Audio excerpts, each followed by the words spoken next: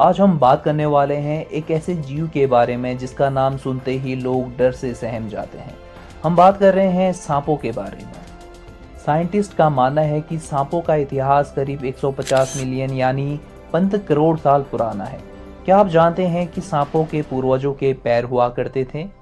सांप असल में छिपकली की एक प्रजाति थी जिन्होंने धीरे धीरे जमीन के अंदर और झाड़ियों में छिपने के लिए पैरों का उपयोग बंद कर दिया और एवोल्यूशन के साथ उनके पैर लुप्त हो गए। 2009 में कोलंबिया की एक कोयला खदान में एक ऐसे सांप का जीवाश्म मिला जो लगभग 60 लाख साल पहले धरती पर रहता था।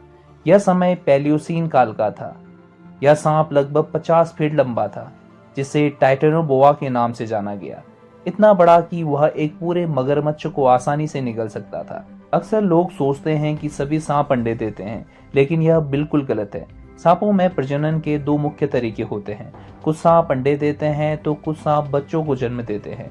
दुनिया में लगभग 70% सांप अंडे देते हैं, जैसे किंग कोबरा और पाइथन। ध्यान देने वाली बात है कि किंग कोबरा दुनिया का एकमात्र ऐसा सांप है जो अपने अंडों के लिए बाकायदा घोंसला बनाता है।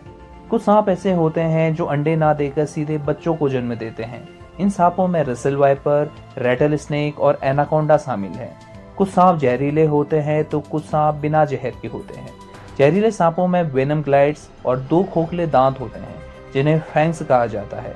जब ये काटते हैं तो जहर शरीर के खून में मिल जाता है, जिससे शिकार की मौत हो जाती है। यह जहर मुख्यतः 3 प्रकार के होते हैं: न्यूरोटॉक्सिक जहर, हीमोटॉक्सिक जहर और मायोटॉक्सिक। जैसे किंग कोबरा, कॉमन क्रेत और 100 स्कॉल्ड वाइपर कुछ जहरीले सांपों की श्रेणी में आते हैं। कुछ सांप बिना जहर के होते हैं, लेकिन यह कम डेंजरस नहीं होते। यह अपने शिकार को अपने शरीर से इतनी जोर से जकड़ लेते हैं कि शिकार का दम घुट जाने की वजह से मौत हो जाती है। जैसे पाइथन और रेट स्नेक। कुछ ऐसे फैक्ट जो चर्चित सांपों के बारे में है, जैसे किंग कोबरा दुनिया का सबसे लंबा जहरीला सांप है, जिसके एक बार के जहर से एक हाथी की भी मौत हो सकती है। इनलैंड ताइपेन इसे दुनिया का सबसे जहरीला सांप माना जाता है और अफ्रीका में पाया जाने वाला एक ऐसा सांप जो अपनी रफ्तार के लिए प्रचलित है।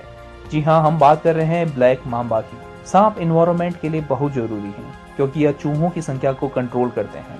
सांप तभी काटते हैं जब उन्हें खतरा महसूस होता है, तो अगर सांप दिखे तो उसे मारने के बजाय किसी एक्सपर्ट को बुलाएं।